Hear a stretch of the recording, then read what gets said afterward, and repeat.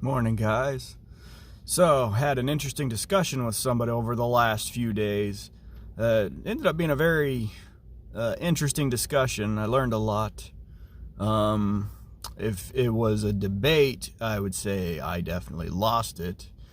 But you can't win everything. Life is, just a series of back and forth. And really, I say it's more so about, can you rationalize your position?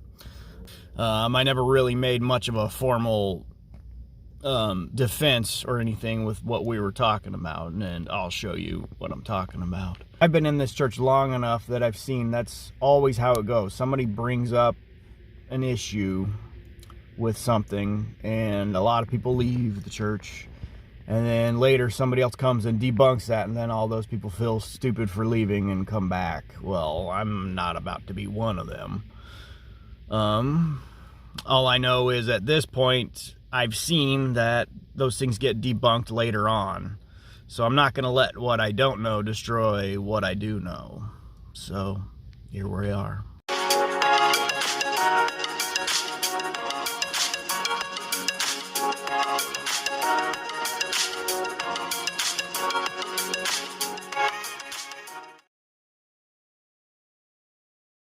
No other religion had a person say that they came from God and then were resurrected.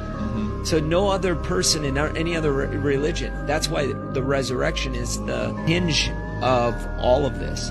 If he wasn't resurrected, there is no Christianity. If he was resurrected, then every religion is wrong. So this video is talking about the difference between all the prophets and Jesus Christ, and they brought up Joseph Smith as a difference. And I thought that was really weird because it had nothing to do with the video. So I said this about 8 weeks ago. That's hilarious that they showed Joseph Smith included in there, even though Joseph Smith declared he was a prophet of Jesus Christ, meant to witness of the resurrection, meant to witness of the resurrected Christ, and was ordained an apostle of Jesus Christ by the resurrected Peter, James, and John at the direction of Jesus Christ. So I don't know why he's listed here. Joseph Smith claimed he'd be resurrected through Jesus Christ, not some other means. And then 8 weeks later, some guy jumps on and says this. As you can see, he put no photo up, and he has no posts on his page at all. It's kind of an interesting flag. You can see these are the kind of people that just troll, usually. Anyways, he starts off 8 weeks later saying, Joseph Smith was a false prophet who wrote essays supporting slavery, and there's no historical evidence for the events of the Book of Mormon. So we go back and forth. None? Nah, that's not true. There are groups finding evidence. Just watch the documentaries Lost Civilizations of North America. As far as Joseph and slavery, really? How did you arrive at that conclusion? Because if you look at the history back in Missouri, the church made a newspaper, and he wrote an article stating all freed slaves were welcome to be baptized into the church. And the people of Missouri got furious, which led to violence against the Latter-day Saints, and eventually the governor issued an extermination order against the Saints. Eventually the survivors made their way to Nauvoo, Illinois, where Joseph Smith announced he was running for president of the United States, and one of his campaign promises was to abolish slavery. So I don't know what you're talking about. What's your evidence? How did you arrive at that conclusion when the evidence indicates otherwise? How about you provide me with proof that what you're saying is true rather than telling me to watch documentaries? I've watched many pre-Columbian American docs, and none of them support Mormonism. You're not a believer of the Quetzalcoatl theory, are you not? Your example of Smith saying black people were welcome to be baptized doesn't cancel out his racist opinions. A prophet of God shouldn't have. DNA analysis also concludes Native Americans are not descendants of the antiquity Middle Eastern peoples. Actually, you made the claim, so the burden of proof is on you. I rationalized my position, so it's up to you to provide he's actually held those opinions. Yes, that documentary Lost Civilizations of North America answers the DNA question. You're using really outdated information. They found Native Americans with DNA tracing back to Galilee pre-Columbus. Native Americans that wore turbans. Also, this video is about different prophets who couldn't resurrect themselves. My comment was about how Joseph never claimed he could, but that he was an apostle of Jesus Christ. So how do your examples that haven't panned out prove otherwise? No, traditionally the burden of proof lies with the person making the positive claim. You're claiming Mormonism is true. The following is an extract from Joseph Smith's letter to Oliver Cowdery, circa April 9th, 1836. If slavery is an evil, who could we expect would first learn it? Would the people of the free states or would the slave states? All must readily admit that the latter would first learn this fact. If the fact was learned first by those immediately concerned, who would be more capable than they of prescribing a remedy? And besides, are not those who hold slaves persons of ability, discernment, and candor? The proof is right there. I never made any truth claims about the church. So then the lack of intelligence is on your part, since you're responding to what I'm not saying rather than what I did say. So the burden of proof does fall on you, since you're the one making the claims. As far as this letter, how did you come across it? Did you read the whole letter? What's the context of what is happening? Did you read that as well? Now, here's what's interesting about this little part is how he's telling me how this works. Well, if there is no God, then there are no rules. Yet he's telling me, no, the burden of proof lies on me. So they keep making rules. They keep trying to push us to have to answer all these things. But if there are no rules, then you can do whatever you want. I don't know why atheists always claim they have to make the rules. Did you read my extract from the essay by Joseph Smith on how he supported slavery? How do you justify that? I did read it and tracked down the rest of the letter and read the history about the context of what was going on. So I'll ask you again, did you do the same? Did you read the source where this comes from? Did you even look into the history of what was going on? Because he wasn't supporting slavery. As always, guys like your minister who showed this to you take one portion of the letter out of context and say it supports your claim. Also, this isn't even an essay. What he's saying in that part isn't even supporting slavery when you read more and know the rest of the church history with abolition. If you read more, he's saying the South would recognize the evils of slavery more than the North. The church was built in New York, then migrated to Ohio. That's all Northern territory. So how are you arriving at the conclusion you've arrived at, especially since this letter took place in 1836? By 1844, he ran as president with the campaign goal of ending slavery. I should have pointed out here that no other president in history has ever run on those goals. Yeah, Abraham Lincoln got rid of slavery during his presidency, but I don't believe that's a part of his campaign goal. You subconsciously make truth claims by believing in a church that is probably false. Still waiting for you to justify Joseph Smith's pro-slavery essay. My minister didn't show this to me because I don't have a minister. I'm not religious.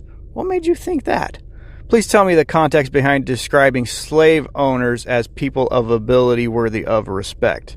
Smith likely incorporated abolitionist ideas into his campaign, as the majority of the people were anti-slavery at the time, meaning he would gain more votes. Slavery is condoned throughout the Bible. If you keel denying Mormonism racism, I suggest you read 2 Nephi 5:21 and take that into consideration. Also, an essay definition is a short piece of writing about a particular subject. My source is a short letter about a particular subject, so that's another thing you got wrong. You yourself haven't provided alternative context to this text. You have only mentioned a time when Smith claimed to be anti-slavery at a time when holding that certain view would favor him best. Well, I think you're religious. Well, you're on a religious page talking about a religious subject. So it's usually other Christians making the approach. So you're not religious? Do you believe there's a God? Or was the universe created some other way? No, I haven't provided any information yet, and I don't until all evidence is in and all perspectives discussed. As far as your definition of essay, I'll withdraw my claim to this point, since your definition is synonymous with news article. So you said Smith likely did that for political reasons? Likely means you're just guessing and haven't gathered that information yourself. Interesting how that works. As far as 2 Nephi 5:21, has nothing to do with Africans or even about slavery. That's called a non sequitur fallacy. A better one to look at would actually be 2 Nephi 26:33 for that subject. I don't believe, but I am open to the idea of there being a God. But every religion has major anachronisms and ethical issues. Mormonism has its fair share of them. I know the racist verses aren't on about African Americans, but it is still negative around dark-skinned people, which reflects Smith's actual view. Such verses caused the priesthood ban, which was aimed toward African Americans, so it is not a non sequitur. We will never have complete evidence of anything, but the genetic evidence is fascinating proof the events of the Book of Mormon didn't happen, among other strong evidences. As far as the dark skin stuff goes, there's way more evidence on the contrary that Joseph believed every soul was great in the eyes of God, hence the verse in 2 Nephi 26:33. The odd part is how people stop their truth search with Joseph Smith. Well, what happens if you put them up against Moses? Joseph limited the priesthood. Joseph had more than one wife. Joseph did some stupid violent things in his day. If that disqualified him as a prophet, why stop there? Put them up against Moses. Moses limited the priesthood only to the Levites, which coincidentally, he was a Levite. Moses had more than one wife. Moses did some violent, stupid things in his day. So by that same standard, he doesn't qualify to be a prophet either, which means the 10 Commandments are null and void. Oh, and what about Jesus? Jesus quoted Moses many times, so now he's in trouble as well. How about that critical thinking? Why stop with Joseph? He doesn't even answer this. Okay, it looks like I may have skipped one of my own. I mentioned something about Ron Meldrum's work. I don't know where it is. Anyways, this was his response to that. Ron Meldrum is a scientist who did a bunch of DNA research that's come up with this heartland theory. Anyways, this is what he says. There would obviously be 200 proposed anachronisms in the early 20th century when the report was done, when America was a new, not thoroughly discovered country, so that's expected. I learned about Ron Meldrum and his DNA work is wrong. His videos are about the X haplogroup and its presence in the Middle East and the Americas, and here's the problem. The Kennewick man was a carrier of the X haplogroup, which has been accurately dated to at least 70,000 BC. Meaning if Lehi was coincidentally a carrier of the X haplogroup, he was not the origin of it, meaning it doesn't prove Lehi's existence, let alone migration to the Americas. On top of that, the Middle Eastern X haplogroup carriers have the X2, XB2, X2E, and X2F subclass, while Native Americans have the X2A subclass, and they are only very loosely related. In order to find a common ancestor between the Druze and the Native Americans, you would have to go back 27,000 years. Lehi misses the mark for over 24,000 years. The X2 haplogroup has also been found in Siberia and the Altai Mountains, whose inhabitants share strong genetic similarities with Native Americans. The Altai people have even been referred to as cousins of the Native Americans. The existence of the X haplogroup in Americas is proof the Book of Mormon is false. I don't know that would really consider it false, but it just means need to gather more information, because, hey, the world hasn't ended yet, right? In short, Lehi was not the origin of the X haplogroup in America, so you cannot attribute the gene's presence to him. Sounds like interesting evidence. I'll have to check it out. How did you arrive at that conclusion? The Mormon Informant channel debunked Rodney Meldrum. Mormon Informant, there you go. You start to see the sources of the guy. Anti-Mormons. I'll have to check it out. That's really interesting how that works, though. Because 14 years ago, the conclusion was there's no Middle Eastern DNA in South America, therefore the Book of Mormon is false. Now it sounds like they're agreeing there was Middle Eastern DNA here all along. I wonder why that suddenly changed. I don't think that fully debunks anything yet. As far as I've seen with all this stuff, is someone usually comes out later with different answers that answer the questions. But the anti-Mormons never acknowledge it. They just ignore it and move on to something else. The reality is there's only been about 5% excavation in the areas in question of the Book of Mormon possible sites, whereas there are a lot more studies on the Bible areas so far. So there's still a lot of missing data before we can make an accurate conclusion so far. So there's still more evidence to collect. It is also worth noting the Mormon church owns some of these sites, such as Cumorah, yet have refused to excavate it. From an outside perspective, that's a major red flag. The Kennewick Man was discovered nearly 30 years ago, so educated geneticists knew there was an X haplogroup in America back then, so not quite as recent as 14 years ago. I just meant I had seen Rod's work around 14 years ago. So then if educated geneticists knew about that, then why was that not what was shared 14 years ago? They were saying there was no Middle Eastern DNA at all Asian. It can't be both. Interesting. I'll keep looking into the information. So just curious though, you've clearly seen the evidence given by the Mormon informant. You've read some of this article or essay from Joseph Smith. Have you read the Book of Mormon? Have you watched all of Rod's research? I have watched quite a bit of Rod's content, but have stopped taking him seriously after the X haplogroup incident. He messed up so bad, actual Mormon geneticists said he was incorrect, and people involved in making the documentary expressed regret from being involved and also condemned Meldrum's idea. I recommend watching his interview on Mormon Stories podcast. The cognitive dissonance he exhibits to try and justify Mormon doctrine is concerning but fascinating. Look at that. Another source. Some of Rod's stuff. Okay, anything else? Like, have you read the Book of Mormon? Or the other history books?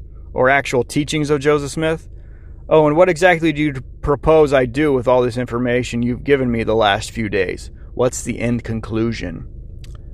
I have read the Book of Mormon, Book of Abraham, and some of the Doctrine and Covenants, and they are the least believable texts I have read.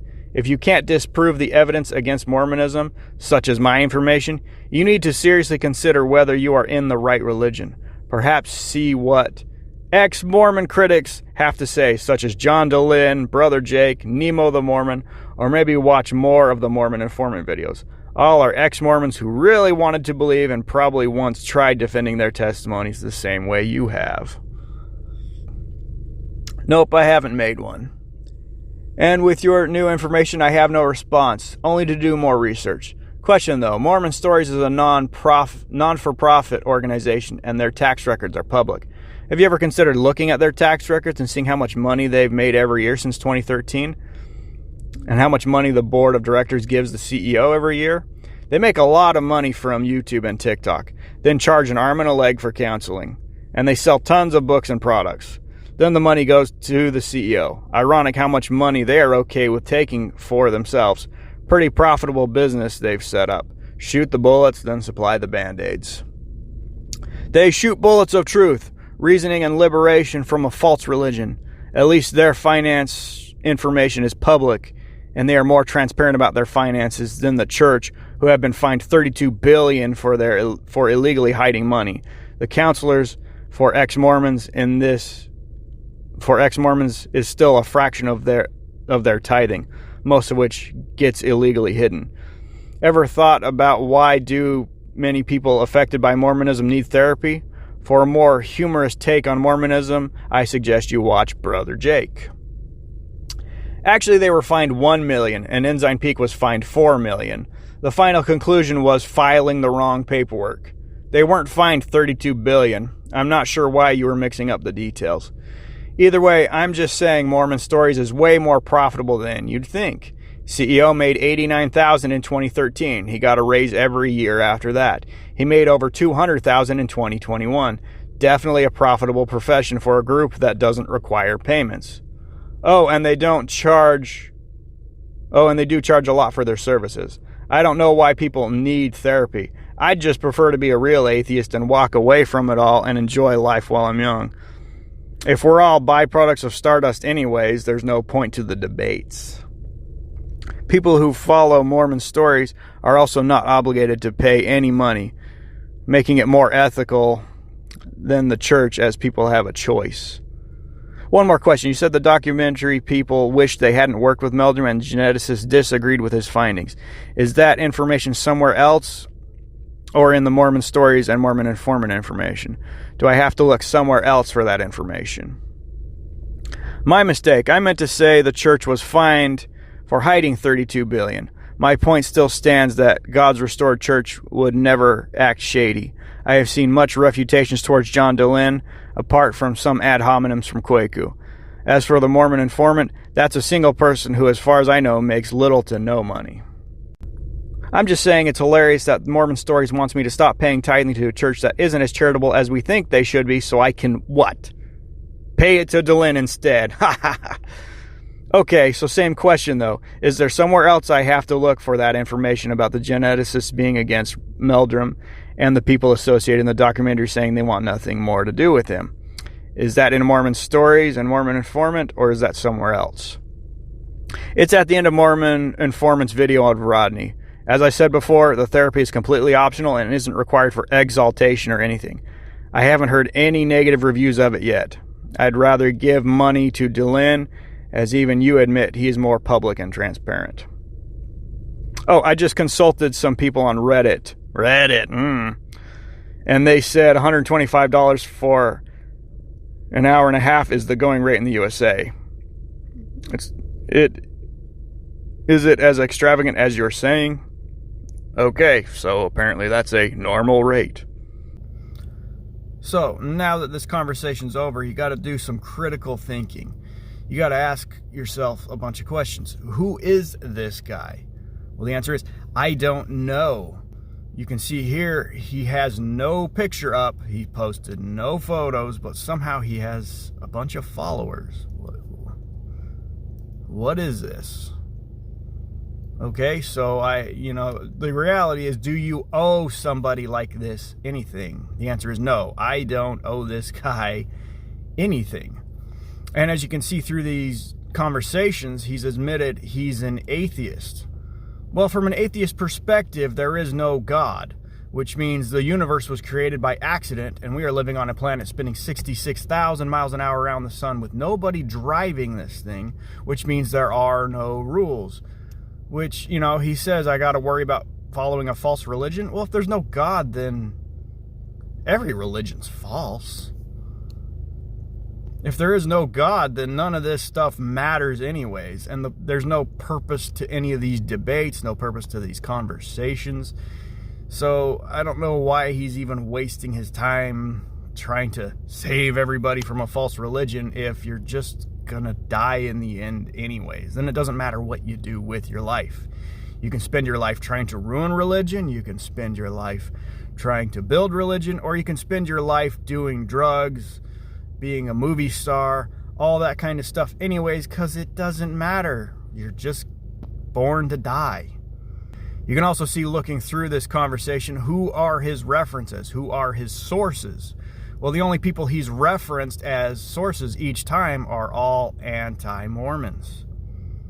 Quite literally, John Dehlin, this brother Jake, Mormon Informant, all former Latter-day Saints. And then he says he's read the Book of Mormon, he's read some of the Doctrine and Covenants, and he's read the Book of Abraham. Well, okay, people with a Protestant background don't touch those things. So it's not likely that this guy was a former Protestant. It's more likely he was a former Latter-day Saint. I mean, that's just a guess based off of, looking at this, the way the guy's talking as well. We can also see he probably hasn't read everything. And we can also look at what Brother Jacob Hansen pointed out. You've got, two cups, and, you got the one that's filled with the reasons to believe and the reasons not to believe. Well, in this kind of case, I've only got the one. He's only pointed out the one reason not to believe. I have so many other reasons to believe. So many things that I've built up. Now, I've been doing this stuff for I've been around this stuff for about 30 years now. I've heard all these kind of arguments. Someone will bring up something really good that baffles you. And at this point, it's just, well, okay, so you've brought up some new information. I'm not going to sit here and pretend that I know how to answer this stuff. So that's why I answered it the way I did. I just kind of said, oh, well, I've got nothing. I've got to do more research. Goodbye. And just kind of ended the conversation. And that's really how this is all going to be. You'll notice over the years, there are so many things that have come up against the Latter-day Saints. and then people leave the church, and then someone else comes and they figure out that that was a lie all along. So the reality is, all this stuff with the DNA research, just wait it out. Once you wait long enough, somebody will come along and answer it, and the anti-Mormons won't come out and acknowledge it. They're just going to move on to the next thing. Or they're going to try to disprove that. You know, it's just a battle back and forth. And, okay, right now they're saying there's no proof of the Book of Mormon through the DNA record, so now I have to leave the church now. That's basically what they're saying. But okay, why will that make a difference? Because there is no God anyways, right? That means it doesn't matter what I do, I'm just gonna die. So let me do whatever I want with my life. Like, does that make sense? At any rate, you need to learn to control in your life what you can control. It's called the two-tier system. Split everything out between what you can control in your life and what you can't control. And this is one of those things. I don't work in genetics. I don't work in archaeology, which means I've got no control over any of this anyway. So let somebody else handle it. You just kind of do your thing. And you have to base things off of what you do know. Now, what do I know? I've prayed about the Book of Mormon, and I felt from the Holy Ghost. That's what the promise is, that by the power of the Holy Ghost, you will know the truth of all things. Well, if the Holy Ghost told me the Book of Mormon's true, then that means the DNA evidence and everything will come forward at some point. We will do more excavation. And it sounds like the guys who are excavating have only excavated about 5% of the land that they need to anyway. So they don't really have enough data as it is. Like, what's 5% of a puzzle of 1,000 pieces? Got from 600 BC to 500 AD to try to figure all that out. And not only that, if you look at how carbon dating works, it's really junk science anyways. So it doesn't really answer anything. Like, check this video out for a better explanation. As far as carbon dating, when it was first invented in 1947 to 53, Willard Libby invented it at the University of Chicago, got a Nobel Prize for it, and then moved to Stanford. In 1949, the lower leg of a mammoth carbon dated 15,000 years old, but the skin was 21,000 from the same animal. Talk about a slow birth. 1963, living mollusk shells dated 2,300 years old. It's not getting any better. That's 14 years of practice with carbon dating. 1970, they said if a carbon date supports our theories, we put it in the main text. If it does not entirely contradict them, we put it in a footnote. If it's completely out of date, we just drop it.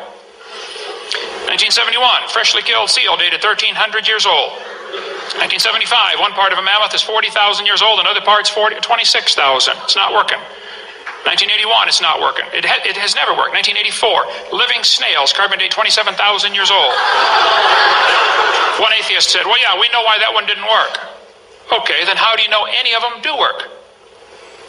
If you know some of them don't work, how could you possibly prove any of the carbon dates are working? You can't. I mean, in a court of law, they'd laugh at you for bringing in carbon dating. 1992, two mammoths found side by side. One carbon dates 22,000 years old, another one carbon dates 16,000 years old. This is not an exact science, folks. 1996, up at Berkeley University, they used two different dating techniques. They found these bones are 53,000 to 27,000. That's a 96% error. This is not science. This is fairy tale stuff. It gets worse with potassium argon dating. You need video 7 for that one. It doesn't work. It's never worked. Here's things to consider about carbon dating. When you date a sample of known age, it doesn't work. If you date a sample of unknown age, it is assumed to work. That's not science, okay? It's junk science. So, yeah, even the guys in the heartland, they're saying, oh, look, we carbon dated this to the timeline of, like, no, that's junk science. Same with these other guys that have carbon dated the Kennewick man by junk science. So we're going to need to find something more concrete than that. And I don't know what that's going to take. But the reality is, we just got to keep looking. That doesn't mean you got to leave the church, and don't listen to atheists. Like, It's like their worldview doesn't matter anyways. Do whatever you want. You're a byproduct of stardust. Or the fact is, the Holy Ghost knows all things. So, like I said, I was told by the Holy Ghost it was true. I'm told by this random stranger that I don't know that it's not true. Who should I believe? Him or the Holy Ghost? Do the math. One more thing I'd like to point out. He pointed out that all this genetic information proves the Book of Mormon is false. No, that's also not how it works. He knows this as well as anyone else who understands science. A lack of evidence is not evidence. So yeah, just because there's no evidence for it yet doesn't disprove it entirely.